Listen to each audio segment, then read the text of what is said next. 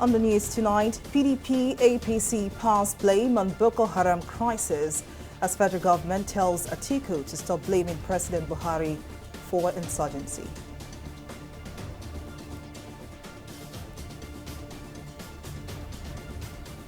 APC presidential candidate Bola Tinubu woos Kaduna voters, promises to eliminate kidnappers.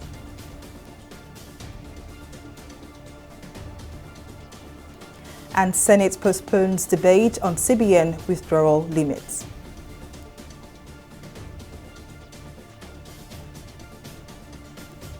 Well, it's a pleasure to have you join us on News Now. I am Folashade Ogurinde. The Minister of Information and Culture, Lai Mohammed, has asked ex-Vice President Atiku Abubakar not to blame President Muhammadu Buhari for the region insurgency. At his campaign outing in Abuja over the weekend, Atiku, the People's Democratic Party candidate in the 2023 presidential election, had expressed surprise over the continued existence of Boko Haram. Reacting on Tuesday at the 11th edition of the Scorecard series of Buhari's administration, the minister said Atiku should ask his party why it allowed the insurgents to bomb the United Nations and police headquarters in Abuja. Mohammed said, contrary to the assumption of Atiku, the nation's military has curtailed Boko Haram insurgency in the country. Well, for more insight into the development, Adefolarin Olamilekan, political affairs analyst and development researcher, joins me now. As always, thank you very much for joining us. Now, trading blame has become the norm in Nigeria, but how detrimental is this to the collective aim of ending all forms of insurgency in the country? All right, thanks. Can I respond now? Hello? Can I respond now? Please go ahead. Go ahead with your response. All right. Thank you for the opportunity, TV360. I think at this point of our national life, we expect decorum from all sides of both the APC and the PDP, especially on the issue of insecurity in Nigeria. And as rightly said, we know that Boko Haram issue on insurgency started during the PDP era. And we also know how they failed to curtail such insurgency in Nigeria. And especially with the humongous billions of naira that was claimed to have been spent on terrorism, it never stopped. And the APC had the responsibility to even clear the August table of what the PDP must have messed up. But at this point in time, it is still throwing the bulk of blames on each other, whether it is the PDP era it started or whether the APC is not doing anything about it. I think collectively, what we need to do is to find a lasting solution to the problem of insurgency in Nigeria. And that is the way out. Although the current political dispensation, especially moving into 2023 general election, it's a means whereby these people are doing more or less of us trading among themselves. But that's what Nigerians are looking for, because many people are dying, or many people have died, and property in trillions of naira have been destroyed as a result of this insurgency. So we expect a better means of stopping it instead of playing games that the political parties or the politicians are putting across to each other. Now, in practical terms now, how to what extent has this culture of blame trading actually eaten deep into, the culture of Nigeria, especially in terms of delivering the dividends of democracy? Especially, just as your person has pointed out, the issue is not for them to be throwing blames on themselves, rather to find a lasting solution. As I earlier said, Boko Haram insurgents, terrorism, kidnapping, banditry have caused a lot of economic damage to this country. A lot of things have been lost. Manpower, socio-economic issues, social capital, everything has been lost as a result of insurgency in Nigeria. So away from that, but the key thing is that we must find a lasting solution to it. And the lasting solution has to be a collective responsibility, both from our political leaders, people in government, and people outside government. But as it stands today, it seems they are not finding the reason to make it come to an end. But we must caution them that at this point in time that we have lost so many lives. More than close to 100,000 people or beyond have died as a result of insurgency in Nigeria. There are some communities in Nigeria today that you dare not go into those places as a result of insurgencies. So what are the politicians thinking? What do they have upstairs, or what do they have in their mind in this regard? And in terms of democracy, the dividends of one of the biggest gains of democracy is security of life and property. I think our position must be emphasized that one of the key dividends of democracy is security of life and property, because this is what will guarantee a smooth and seamless economic development across the board. Imagine the trillions of naira that have been spent on security equipment, security issues that at this point in time, if such money have been put into economic development, what do you think will happen to Nigerian economy? Well, as it stands today, we are spending more than 15% to 25% of our budget on security issues. So what do we expect to happen? But for us in Nigeria and for everyone that cares about Nigeria, we must stay to their mind that the dividends of democracy is security of life and property. And that's what should be the watchword for every politician at this point in time. Well, indeed, the question of execution is still another thing that Nigerians are hoping the aspirants will give answers to. But Adefalari Olamilekan, political affairs analyst and development researcher, thank you very much for your time and your contribution. Our presidential candidates of the All Progressives Congress, Bola Tinubu, has vowed to wipe out bandits and terrorists in Kaduna and other parts of the northern region if elected president in 2023. Tinubu made this vow during a visit to Benin Gwari local government area of Kaduna State on Monday. The APC flag bearer also condoled with the people of the emirate over the loss of lives and property as a result of years of attacks by bandits. Earlier at a town hall meeting with Muslim leaders from southwest in Ibadan, Tinubu said that his emergence as the next president of Nigeria will bring an end to poverty, insecurity, and other woes the country is currently grappling with.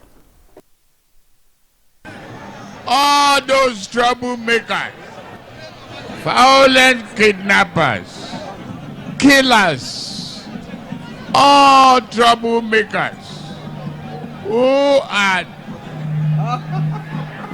cross the security of Kaduna, I assure you, we will eliminate them. El-Rufai has done a good job.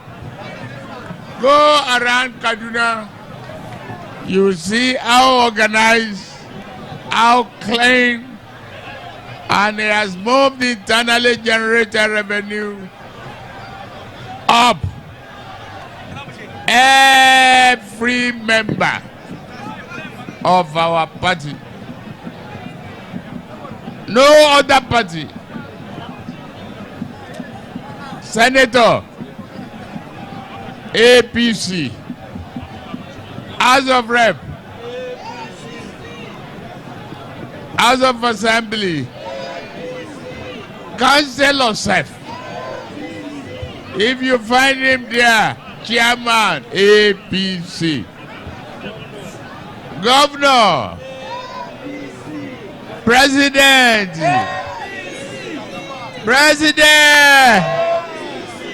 Jagaba. The Nigerian Senate will on Wednesday receive the report of the Senator Uba Sani-led Committee on Banking on the reasons behind the cash withdrawal limit policy by the Central Bank of Nigeria. Senator Uba is also expected to brief on the outcome of the screening of Edward Adamu and Aisha Ahmed as deputy governors of the CBN. A member of the committee, Senator Olubunmi Adetunbi, in a point of order, explained that the report, which was to be presented on Tuesday's plenary, had to be withheld because Senator Sani is away for the All Progressives Congress presidential rally held in Kaduna. Adetunbi was assured that the report was ready, added that the committee's chairman had to attend the APC zonal rally in his capacity as governorship candidate of Kaduna State. In a remark, the president of the Senate, Hamid Lawan, appealed to the lawmakers to be patient as the findings of the committee will be unveiled within 24 hours. So my objection is, I think we shouldn't allow this thing to be swept under the carpet. It's a very serious issue. Nigerians are waiting to hear exactly what the National Assembly will do. The House of Representatives have asked the governor of the central bank to stay action on this, but he, as usual in his typical character, he is being stubborn. And I think delaying it until tomorrow is giving him another chance. The governors, the deputy governors, gave very elaborate explanation, and the committee actually requested for further evidence in terms of documented reports that will enable the committee to fully understand the issues behind this policy and be able to brief the plenary appropriately.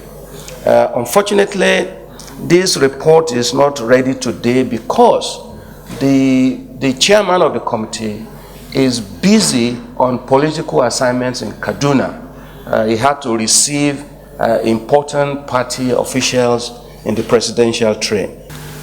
In addition to what he said, the All Progressives Congress, APC, is today holding a zonal rally hosting the presidential candidate of the party in Kaduna. All the 7 states will be converging in Kaduna. And you know that our chairman of banking is a gubernatorial candidate of Kaduna State. And naturally, we shouldn't expect him to be here at this time because it needs to be there. But we also felt that we should hear from him, the chairman. He told me the report is ready, but he would like to be here to present the report tomorrow. And on the basis of the report that he presents tomorrow, then we can take the next appropriate line of action. Is that okay? As part of efforts to empower women and youths in various barracks across the country, the Defense and Police Officers' Wives Association, DPOWA, has graduated 126 beneficiaries of the 12 and 13 batches of its Skills Acquisition Program in Abuja. The DPOWA President, Vicky Rabo, was represented by the Chief of Defense Civil Military Relations, Rear Admiral Adesheye Ayobanjo, said that the Defense Headquarters had always supported the initiatives of DPOWA, including the establishment of Post-Traumatic Stress Disorder Center to cater for personnel. On his part, the Chief of Naval Staff, Vice Admiral Awa Gambo, challenged the beneficiaries to put the skills they had acquired to proper use, adding that with determination, diligence, as well as honesty, the future would be bright. We are graduating a diverse group of women who have experienced real pain and have come out stronger. The life of a loved one cut short in honorable service to the nation can never be erased from memory. These are women that have risen to the duty of training their children, fending for households, and supporting extended families. People that are not in your shoes may not understand what you have achieved here. But indeed, it is the beginning of hope. The DPOWA has also contributed to several humanitarian activities, such as distribution of food and medical items to widows of personnel killed in the various counter-terrorism, counter-insurgency operations, and other internal security operations. The DPOWA efforts has contributed to reducing unemployment among the youths and women in our barracks, and thereby enhancing national security and development. The association has brought hope to many individuals, particularly our graduates of today. And like it is said, hope is being able to see that there is light despite the darkness. With the successful training in different skills in this center, I am optimistic that you are all empowered to chart a course with confidence, zeal, and opportunity to succeed. A civil society organization, EIE Nigeria, has officially launched its book titled Footprints, a compilation of stories and experiences of activism from 47 contributors. The 12-chapter book, which contains details of the EIE's 12-year history of advocacy in the country, was unveiled on Monday at the Muson Center in Lagos. The event also featured fundraising auctions across art, fashion, and photography. Our correspondent, Simi Saladigun, files in this report. The call for the institution of good governance and citizen engagement in the country has been the watchword of youth advocacy group Enough is Enough Nigeria since its inception in 2010. To celebrate its 12-year history, the organization is launching its 12th chapter book titled Footprints, Past, Present, Future, a book that chronicles the organization's journey and contributions to building a new generation of active citizens. The executive director of EIE Nigeria, Yemi Adamolekun, urged Nigerians to be proactive in demanding good governance and accountability from political leaders. We assume that people understand what a democracy is, but you can't understand what is not taught. And democracy is not taught in Nigeria. We just expect people to have osmosis and understand these things. So we spent the last, 7 years now, speaking about the office of the citizens, letting people know that you do have power, you do have a voice. But one thing I stumbled on recently is that we haven't quite aligned the English idea of a democracy with our traditional concepts of leadership or governance. While speaking during the intergenerational reflections, a founding member of the EIE and ace broadcaster Chude Jidonwo said the book is the only real compendium of people that participated in significant protests. He urged Nigerians not to give up on protests as it provides an essential voice in holding political leaders accountable. So after you've protested, what happens next? Right now, that is missing. Now, I can say this here because we are among friends. I won't say this on social media. I won't say this because it will be critical of the new movement. And that's not the purpose of it. But if all we do is individualistic, protest and go, then nothing happens, nothing changes. The CEO of Red for Africa, Adebola Williams, who is also a founding member of the initiative, along with journalist Tolulope Adeleru Balogun, both of them contributors, read excerpts of the book to the audience. There was unrest in Jos, killings and unnecessary deaths as well as power vacuum at the federal level.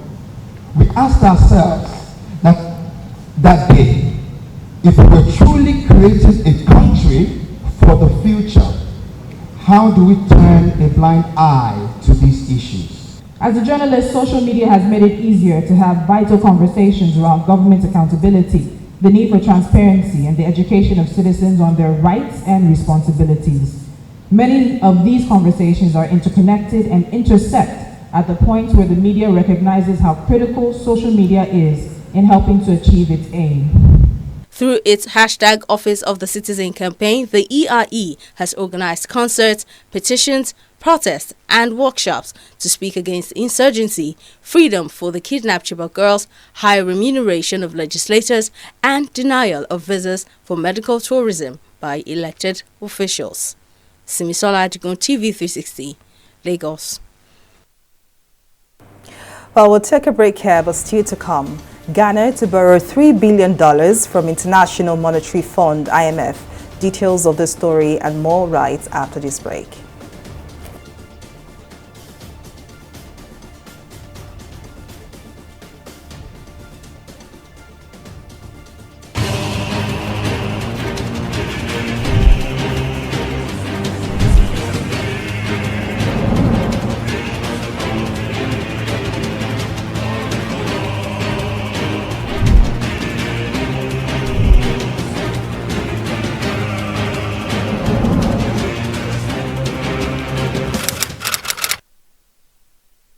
The Independent National Electoral Commission (INEC) has fixed Monday, 12th December 2022 to Sunday, 22nd January 2023 as the dates for the collection of PVCs nationwide from 9 a.m. to 3 p.m. daily, including Saturdays and Sundays. All registrants who are yet to collect their PVCs or requested for transfer of registration, as well as those who applied for replacement of lost or damaged PVCs, can now visit INEC local government offices where they intend to vote to collect their PVCs. Collection of PVCs fees will be further extended to ward level for those who are unable to collect theirs at local government offices from Friday 6th to Sunday 15 January 2023. Thereafter, the exercise will be reverted to the local government offices of the INEC until Sunday 22nd January 2023. Remember, only those with PVC can vote on election day. Collect your PVC now to vote. It is your duty. This message is brought to you by the Independent National Electoral Commission, INEC, making your votes count, consolidating our democracy. Welcome back to News Now. Here is a recap of some of our top stories tonight. The Minister of Information and Culture, Lai Mohammed, has asked ex-Vice President Atiku Abubakar not to blame President Muhammadu Buhari for the raging insurgency. Mohammed said, contrary to the assumption of Atiku, the nation's military has curtailed Boko Haram insurgency. We also told you that presidential candidate of the All Progressives Congress, Bola Tinubu, has vowed to wipe out bandits and terrorists in Kaduna and other parts of the northern region if elected president in 2023. Tinubu said this during a visit to Benin Gwari local government area of Kaduna State on Monday, also condoled with the people of the emirate over the loss of lives and property as a result of years of attacks by bandits. Well, in case you missed any of our news bulletin, or for more updates, to log on to our website on www.tv360nigeria.com. You can also follow us on our social media platforms on Twitter, Instagram, and YouTube at TV360 Nigeria. On Facebook, we are TV360 Online.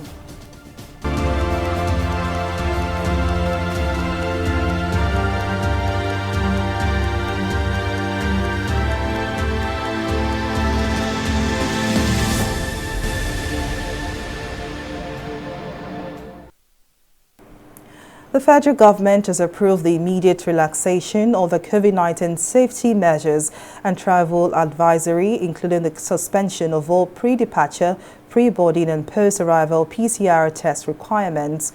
This was contained in a statement on Monday by the Secretary to the Government of the Federation and Chairman of the Presidential Steering Committee on COVID-19, Boss Mustafa. According to Mustafa, President Muhammadu Buhari's approval follows the recommendations of the PSC based on clinical and laboratory evidence of a sustained reduction in COVID-19 infection as well as transmission across the country. Mustafa explained that passengers would no longer be required to upload evidence of vaccination on the Nigeria International Travel Portal. He, however, urged all unvaccinated and partially vaccinated passengers to get fully inoculated. Well, we'll take a breather and return with more stories. To stay with us.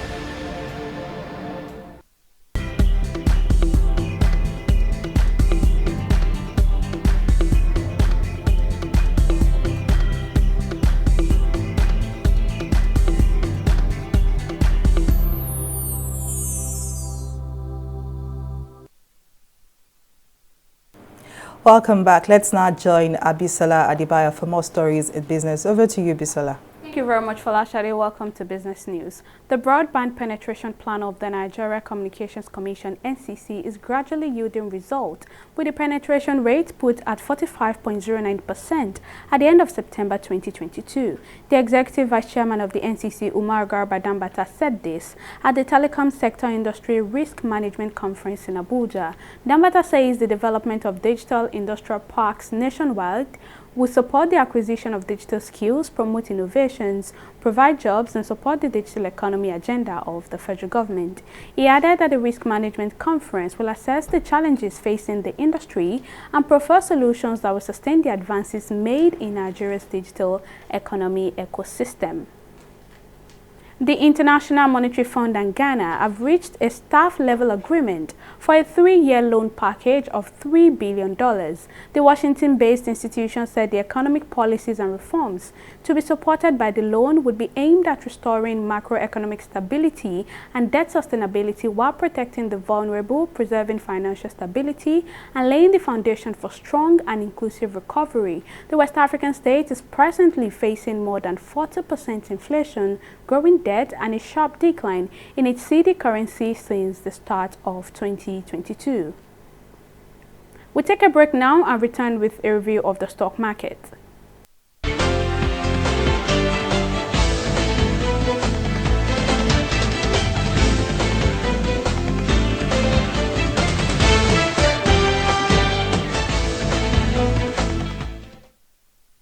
Nigeria's equities market on Tuesday failed to sustain previous day's gain, decreasing by 0.09% to close at 48,853 basis points. Investors also lost about 25 billion naira at the close of trading, bringing the market capitalization to 26.61 trillion naira. Well, not surprised, because analysts had, despite a positive start to this week, expected the market to see a quiet session on Tuesday. At the close of trading on the bars, penny stocks like Square Charms topped the decliners league as they recorded a combined 10 kobo loss. On the other side, as the top gainers for today, Smart Product Nigeria PLC Smurfit led the gainers counter. It was closely followed by Cornerstone Insurance PLC, and they had a combined 6 naira gain. Transactions, however, witnessed a little bit of decline as 162 million units of shares valued at 3.8 billion naira exchanged hands in 3,286 deals.